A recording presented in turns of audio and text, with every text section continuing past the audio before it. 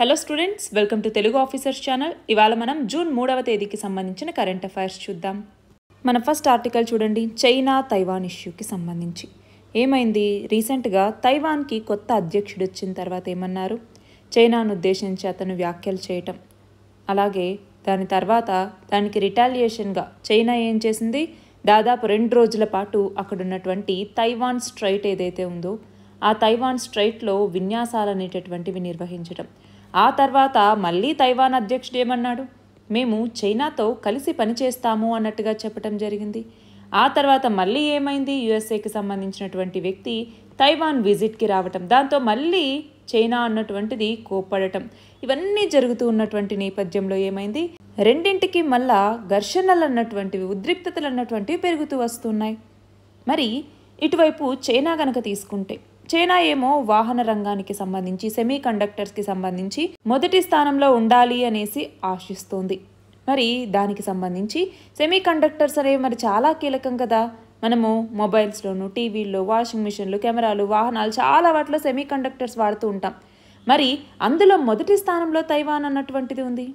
మరి తైవాన్ మీద దాడి చేస్తే ఈ ఎలక్ట్రానిక్స్ ఏవైతే ఉన్నాయో వాటన్నింటికి సంబంధించి చైనా మీద ఎఫెక్ట్ పడుతుంది, ఇటు వరల్డ్ మీద కూడా ఎఫెక్ట్ పడుతుంది.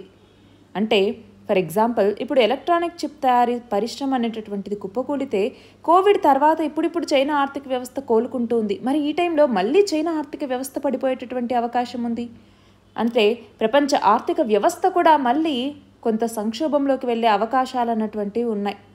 మరి ఆ నేపథ్యంలో చైనా ఇప్పుడు తైవాన్ మీద దాడి చేయదు అన్నట్టుగా ఒక ఆలోచన.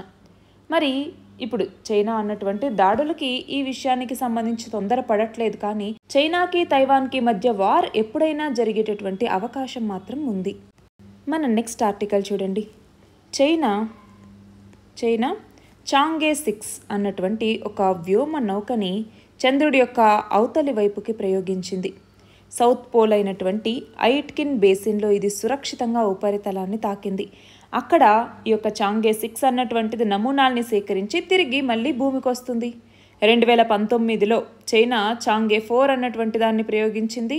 మరి ఇప్పుడు చాంగే 6 అన్నటువంటి దాన్ని ప్రయోగించింది. ఇందులో ఆర్బిటార్, ల్యాండర్, అసెండర్, రిటర్నర్ అనేటటువంటి మొత్తం 4 భాగాలు ఉన్నాయి. మేలో దీన్ని ప్రయోగిస్తే ఇది చంద్రుడి యొక్క కక్షను చేరి అక్కడ నుంచి ఆర్బిటర్ రిటర్నింగ్ మిశ్రమం నుంచి ల్యాండర్, అసెండర్ అనేది వేరైంది. అది ఇప్పుడు సౌత్ పోల్ అయినటువంటి ఐట్కిన్ బేసిన్లో ఉన్న అపోలో బేసిన్లో దిగిందనమాట. అంటే చంద్రుడి మీద ఒక సైడే కదా మనకు కనపడుతుంది, దాన్ని నియర్ సైడ్ అంటాము, ఇంకొకటేమో ఫార్ సైడ్ అనేసి పిలుస్తూ ఉంటాము. అలాగా ఫార్ సైడ్ నుంచి నమూనాల సేకరణకి ఒక దేశం పూనుకోవడం అన్నది ఇదే మొదటిసారి, అది కూడా చైనా అనమాట. మన నెక్స్ట్ ఆర్టికల్ చూడండి.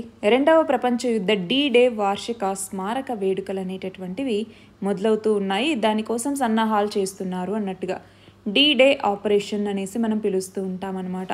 1944వ సంవత్సరం జూన్ 4వ తేదీన అమెరికా, కెనడా, బ్రిటన్ లాంటి ఈ దేశాల యొక్క ఫోర్సెస్ ఏవైతే ఉంటాయో అవన్నీ కలిసి జర్మనీ మీద దండెత్తటం జరిగింది, జర్మనీ దేశం మీద. మరి ఆ టైంలో ఏమైంది? ఫ్రాన్స్ యొక్క ఉత్తర భాగంలో ఉన్నటువంటి నార్మండీ అన్నటువంటి ఆ ప్లేస్లోకి వచ్చేసరికి చాలా పోరాటం అన్నటువంటిది జరగటం, ఐరోపాని హిట్లర్ నుంచి విముక్తి చేయటం, ఇవన్నీ కూడా జరిగాయి. మరి 2 వైపులా కూడా భారీ నష్టం అనేది జరిగిన జర్మనీకి మాత్రం చాలా దెబ్బ అనేటటువంటిది పడింది. ఇటు సముద్రం మీద, ఇటు భూమి మీద జరిగినటువంటి దాంట్లో మిత్రరాజ్యాలు ఎంతోమంది సైనికులను కోల్పోయాయి. మరి అప్పట్లో యుద్ధంలో పాల్గొని ఇప్పటికీ ప్రాణాలతో ఉన్న సైనికులు కూడా ఉన్నారు. మరి అలాంటి నేపథ్యంలో వాళ్ళందరూ ఇప్పుడు నార్మండీ తీరానికి వచ్చి అక్కడ ఈ నెల 6వ తేదీ నుంచి వారం రోజుల పాటు స్మారక వేడుకలు అనేవి అక్కడ జరగబోతున్నాయి. అందులో అమరులకి నివాళులు అర్పించి అప్పటి యుద్ధ విమానాల నుంచి విన్యాసాలు చేయటం, వాటి మీద అవగాహన కల్పించటం, ఇవన్నీ చేయబోతూ ఉన్నారు. మరి అప్పుడు ఆ D-Day ఆపరేషన్కి పెట్టినటువంటి పేరేంటి అంటే ఓవర్ లార్డ్ అన్నటువంటిది అప్పటి దీనికి పెట్టినటువంటి పేరు. నెక్స్ట్ చూడండి. ఆసియాలో అత్యంత ధనవంతుడిగా గౌతమ్ అదానీ ఈయన నిలిచారు. ఇంతకుముందు ముఖేష్ అంబానీ ఉంటే ఆయన స్థానంలో ఇప్పుడు గౌతమ్ అదానీ నిలిచారు. బ్లూంబర్గ్ బిలియనీర్స్ సూచి ప్రకారం మొత్తం $111 బిలియన్ ఇతను 11వ స్థానంలో ఉన్నారు మొత్తం ప్రపంచ సంపన్నుల్లో. అంబానీ వచ్చేసరికి $109 బిలియన్ ఈయన స్థానం వచ్చేసరికి 13వ స్థానం. నెక్స్ట్ చూడండి. తెలంగాణకి సంబంధించి తెలంగాణ ప్రత్యేక రాష్ట్రంగా 2014వ సంవత్సరం జూన్ 2వ తేదీన అవతరించింది. అంటే దశాబ్దం గడిచింది. మరి ఆ నేపథ్యంలో రాష్ట్ర అవతరణ వేడుకలు అన్నటువంటివి అట్టహాసంగా జరిగాయి. ఆ నేపథ్యంలో తెలంగాణ రాష్ట్ర గీతాన్ని విడుదల చేయటం జరిగింది. జయ జయ హే తెలంగాణ అన్నటువంటిది. దీనిని రాసినటువంటిదేమో అందశ్రీ, దీనికి మ్యూజిక్ ఇచ్చినటువంటిదేమో కీరవాణి. మరి ఈ గీతాన్ని 2 రకాలుగా, అంటే ఒకటేమో 2 నిమిషాల 33 సెకండ్ల నిడి ఉండేలాగా, ఒకటేమో పూర్తి పాట ఉండేలాగా తీర్చిదిద్దారు. మన నెక్స్ట్ ఆర్టికల్ చూడండి. నాసా మిషన్ రీసెంట్గా వీనస్ మీద వోల్కనిక్ ఎరప్షన్స్ని ఐడెంటిఫై చేయటం జరిగింది.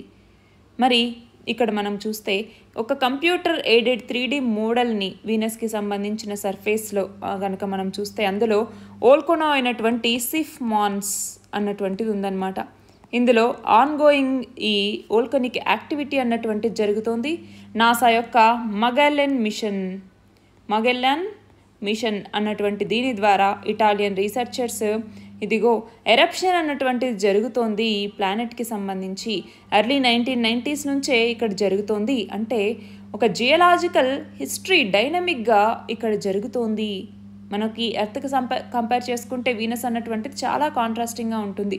మరి ఇక్కడ వీనస్ మీద వోల్కనిక్ యాక్టివిటీ మరింత ఇంటెన్సిఫై అయ్యి ఎక్కువ ఫ్రీక్వెంట్గా కూడా ఈ వోల్కనిక్ ఎరప్షన్స్ జరిగే ఛాన్స్ ఉంది అన్నట్టుగా ఇది గుర్తించింది. నెక్స్ట్ చూడండి. సుప్రీంకోర్టు జెండర్ సెన్సిటైజేషన్ కమిటీని అపాయింట్ చేయటం జరిగింది. దీనికి చైర్పర్సన్గా జస్టిస్ హిమా కోహ్లీ ఈమె అపాయింట్ అయ్యారు. అలాగే జస్టిస్ బివి నాగరత్న ఇందులో మెంబర్గా అపాయింట్ చేయబడ్డారు. నెక్స్ట్ చూడండి. పాక్ తొలి మహిళా బ్రిగేడియర్గా హెలెన్ మేరీ ఈమె రావటం జరిగింది. మనం చూస్తే ఒక క్రైస్తవ మహిళ ఇలాంటి ఒక అరుదైన అవకాశాన్ని గెలుచుకుందన్నమాట. పాకిస్తాన్ సైన్యంలో ఇలా బ్రిగేడియర్ హోదా పొందినటువంటి తొలి మహిళ క్రైస్తవ మైనారిటీ వ్యక్తి కూడా. మనం చూస్తే పాకిస్తాన్ గణాంకాల బ్యూరో 2021లో విడుదల చేసిన గణాంకాల ప్రకారం ఆ దేశ జనాభాలో ముస్లింలే 96.47% మంది ఉన్నారు. హిందువులు 2.14%, క్రిస్టియన్స్ 1.27%, అహ్మదీ ముస్లింలేమో 0.09%, ఇతరులు 0.03% ఉన్నారు. నెక్స్ట్ చూడండి. ఐస్లాండ్ అధ్యక్షురాలిగా హల్లా థామస్ డాటర్ ఈమె ఎంపిక అవ్వటం జరిగింది. ఈ పదవి కోసం మొత్తం 5 మంది పోటీ పడితే ఈమె గెలిచారన్నమాట. అలా ఎన్నికైన ఈమె ఈ సంవత్సరం ఆగస్టు 1వ తేదీన అధ్యక్షురాలిగా ప్రమాణ స్వీకారం చేస్తారు. మరి నార్త్ అట్లాంటిక్లో ఉన్నటువంటి నార్డిక్ ద్వీపదేశమైనటువంటి ఐస్లాండ్ యొక్క జనాభా 3.84 లక్షల మంది. మన నెక్స్ట్ ఆర్టికల్ చూడండి. అరుణాచల్ మరియు సిక్కింకి సంబంధించి అసెంబ్లీ ఎన్నికలు అన్నటువంటి వెలువడ్డాయి. అందులో అరుణాచల్ ప్రదేశ్లో బీజేపీ అన్నటువంటిది గెలిచింది. సిక్కింలోకి వచ్చేసరికి ఎస్కేఎం అంటే సిక్కిం క్రాంతికారి మోర్చా అన్నటువంటి పార్టీ గెలిచింది. నెక్స్ట్ చూడండి. యూపీఐ మంత్లీ వాల్యూమ్ అన్నటువంటిది అత్యధికంగా 2024 మేలో చూడండి 14.04 బిలియన్స్ జరిగాయి. దాంతో ట్రాన్సాక్షన్ అమౌంట్ 20.45 లక్షల కోట్లు. ఇయర్ ఆన్ ఇయర్ గ్రోత్ చూడండి 49%. అంటే లాస్ట్ ఇయర్తో కంపేర్ చేసుకుంటే 49%. అంటే ఆల్మోస్ట్ హాఫ్ ఎక్కువ ఈ యూపీఐ ట్రాన్సాక్షన్స్ అన్నటువంటివి జరిగాయి. నెక్స్ట్ చూడండి. రుచిరా కాంబోజ్ ఈమె ఇండియా యొక్క టాప్ డిప్లొమాట్ యుఎన్లో 40 సంవత్సరాల సర్వీస్ తర్వాత ఈమె ఇప్పుడు తన రిటైర్మెంట్ని ప్రకటించారు. అలాగే రీసెంట్గా ఆర్బీఐ పాలసీ సమీక్ష నిర్ణయాలకి సంబంధించి చూస్తే ఆర్బీఐ పాలసీ సమావేశం 5వ తేదీన స్టార్ట్ అవబోతోంది, 7వ తేదీన ముగియబోతోంది.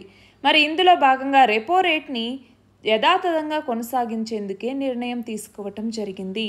రెపో రేట్ అలాగే రివర్స్ రెపో రేట్ ఈ 2 పదాలు అన్నటువంటివి గుర్తుపెట్టుకోవాలి. రెపో రేట్ అంటే ఏంటి? ఆర్బీఐ బ్యాంకులకు ఇచ్చినప్పుడు బ్యాంకులు ఆర్బీఐకి చెల్లించేటటువంటి వడ్డీ. రివర్స్ రెపో రేట్ అంటే ఏంటి?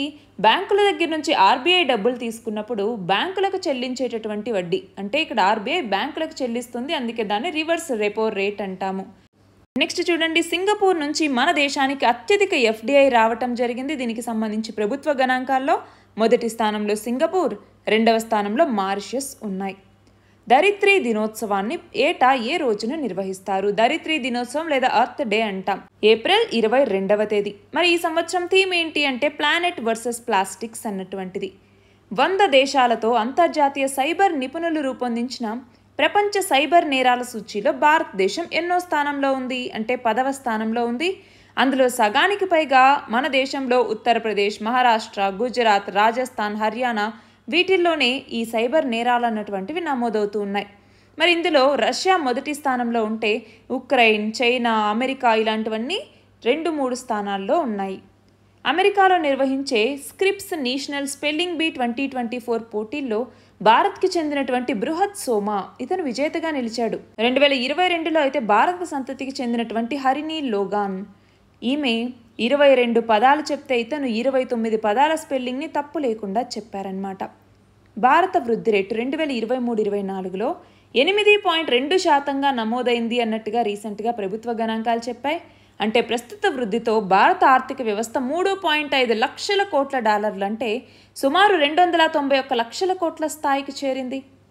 Reserve bank of India RBI 2024 మే 30వ తేదీన వార్షిక నివేదికను విడుదల చేస్తే దాని ప్రకారం 2023-24లో ఆర్బీఐ బ్యాలెన్స్ షీట్ 11.08% వృద్ధి అనేటటువంటి చెందింది. దాంతో 70.48 లక్షల కోట్లకి ఆర్బీఐ బ్యాలెన్స్ షీట్ అన్నటువంటిది చేరింది. ఇవి ఇవాల్టి important articles. All the very best and thank you very much.